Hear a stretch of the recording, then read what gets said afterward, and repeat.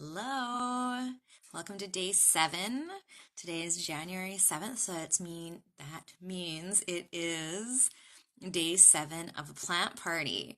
But what exactly is the plant party? So, January is my birthday month, and the plants decided that they wanted to come in and celebrate with me all month long.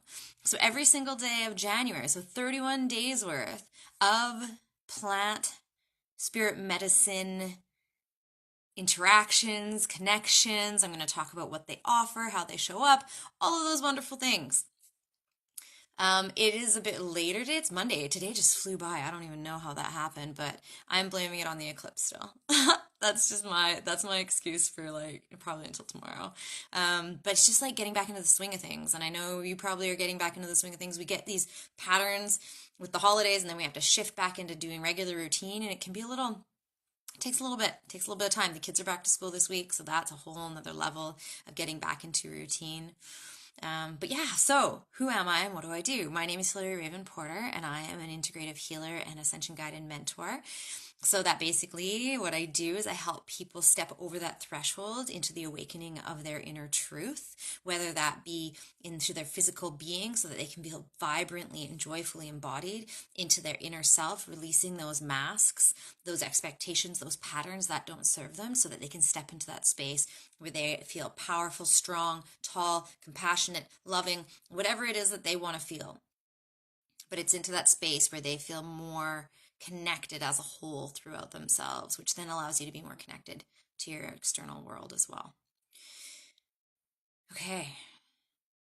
How do I do that? I do that by drawing upon multiple modalities that I have in my cache of tools. Everything from traditional Chinese medicine, acupuncture, to energy work, to crystal work, to the plant spirit medicine, which is what we are talking about.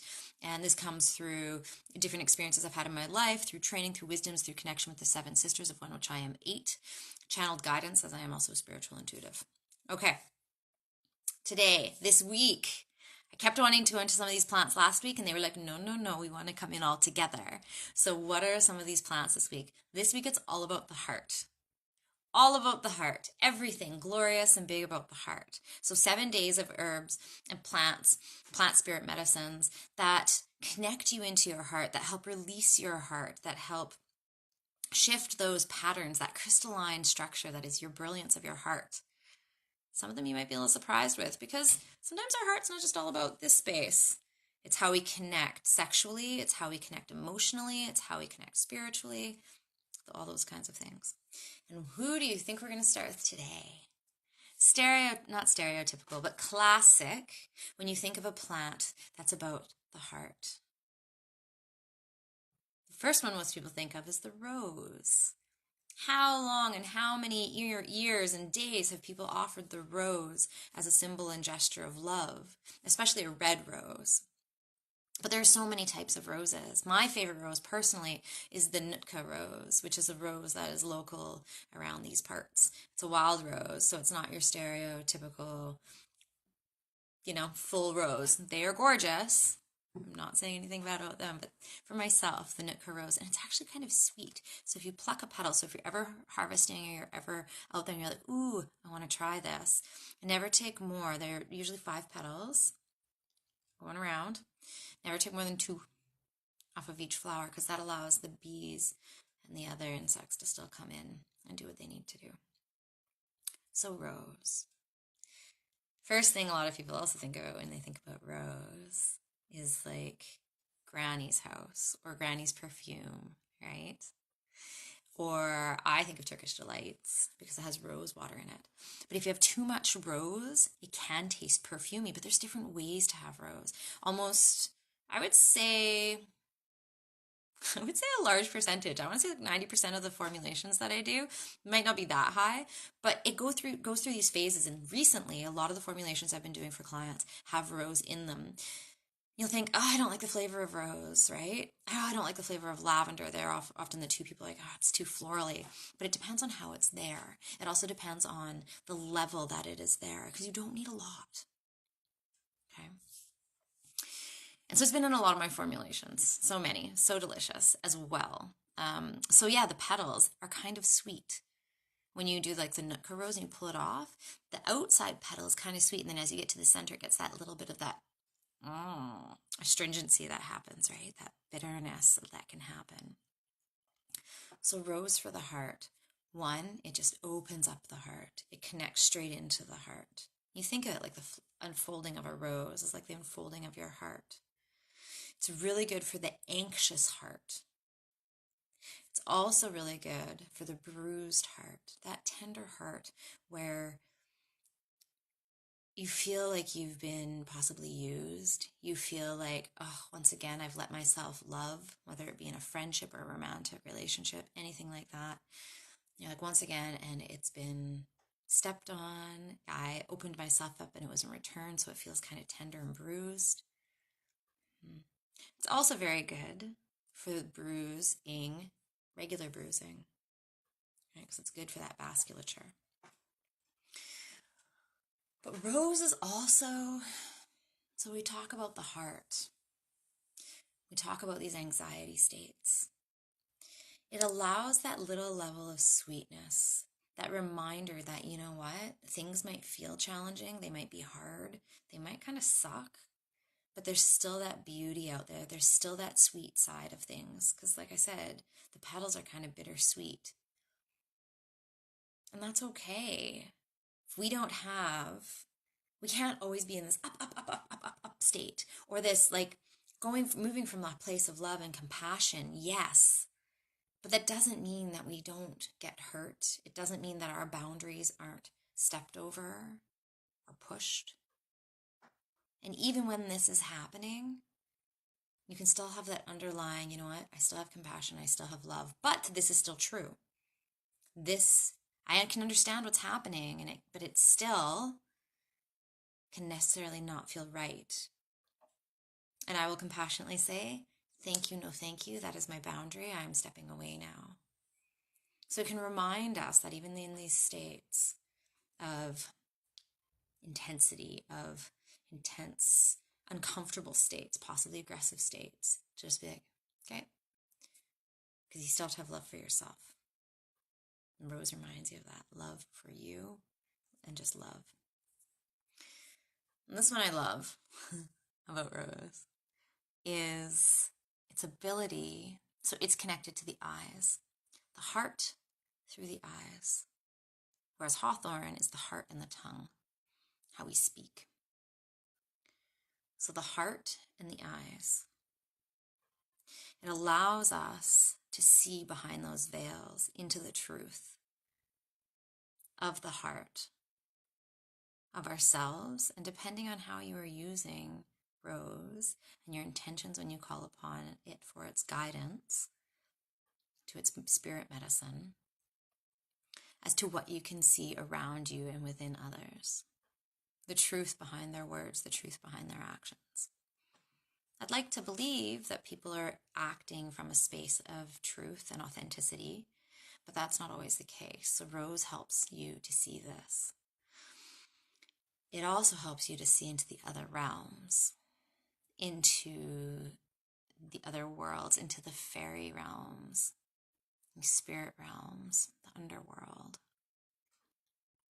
Often, this is done through an eye wash, which, again, if you are doing any of these modalities or learning to touch into these spaces with these plants, to be in touch with somebody who has experience or training of any kind, but they are experienced and you have faith in them and you have trust in them and what they offer. So because with the eye wash, it's very, very important that everything is very, very clean, because these are very, very important. And if something has a bacteria or something like that, that is not pleasant for these, and is not supposed to be in there, and you do a gentle eye wash, then you have to then do other herbs to help with that, right?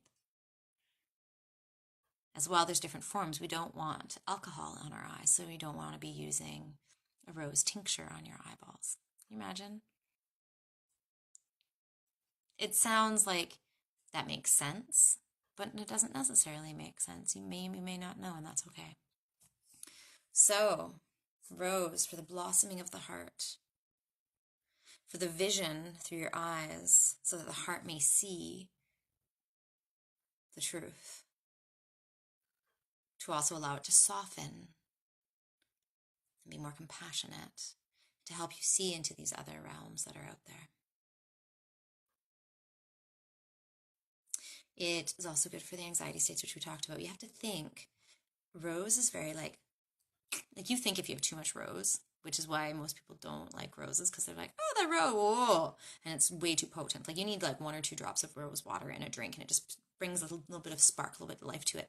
Anything more than that, you're like, oh, like it's tart, it's too much. So you have to think of this action as to what something is good for. So if you find it astringing, that puckering, what do you think that would be good for? That'd be good for excess moisture. If there's too much mucus happening, too much phlegm, it's good for toning, tightening, because astringing is like, so not only is it drying out, it's also tightening. Yes. So it's very good for like the digestive system, for tightening it up if there's any excess mucus. But not good if you're constipated, because what's going to happen? But there's different reasons, again, why you may be constipated. So different herbs for different reasons. Right? Let's see. I love this one. So there's certain things with children, like bedwetting. Maybe they're wetting the bed still because of nighttime fear. Then we have catnip to help calm that fear of the darkness, of what may be in the darkness. Rose just helps with the bedwetting because it helps the astringency, helps pull everything in, it helps tighten everything up.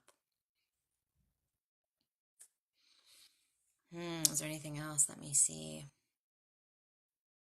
Yes. So, rose is cooling. Not only astringing, but it's cooling. So think of anything that has inflammation, once again. The digestive system, if it's inflamed, if it's hot, if you've got that like hot diarrhea, right? I went there. All of that, it's going to help cool this down. It's good for inflamed joints with arthritis. It's going to help cool this down. It's good if there's anything with the female genitals that are happening that's too hot, too much production of fluid. Yeast infections, it's going to help bind that in. And the rose hips. So the rose hips, oh my goodness. Where was I? I don't even remember. And I thought that these rose hips, I'm no joke, they were like this big. I thought they were crab apples. They were so big. I wish I remember where I was now, because I wanted to go back and see what the flowers look like in bloom, because these rose hips were immense. And rose hips are so potent and high in vitamin C. But there's a catch. So rose hips, 1, you don't want to eat the seeds. They're very toxic. 2, the inside of a rose hip is full of little tiny hairs. And we're not talking little hairs that are like, oh, it's kind of soft and fuzzy. Those things are irritating. They're like little tiny needles, tiny, tiny, tiny, tiny ones. And they get stuck in, and then you're coughing. It's not comfortable, not really digestible. So rose hips, you can throw them in a tea as long as they're not broken open, right? Super high in vitamin C. Yeah. So I'm not just talking oranges. That's a whole nother thing. I could go off about vitamin C and oranges and ways to get vitamin C when you're sick and keep your immunity up. But rose hips. Okay. I will be back tomorrow. I'm aiming for the morning. Let's see what happens. It might be nighttime again. But we're going to talk about another plant, possibly a group of them, that deal with the heart, that deal with, well, spoiler alert, that deal with the opening of the heart space and the draining and allowing light to come in for those moments when we feel like we've closed ourselves off again. Okay. So much love and stardust. I will see you tomorrow. Have yourself a wonderful night.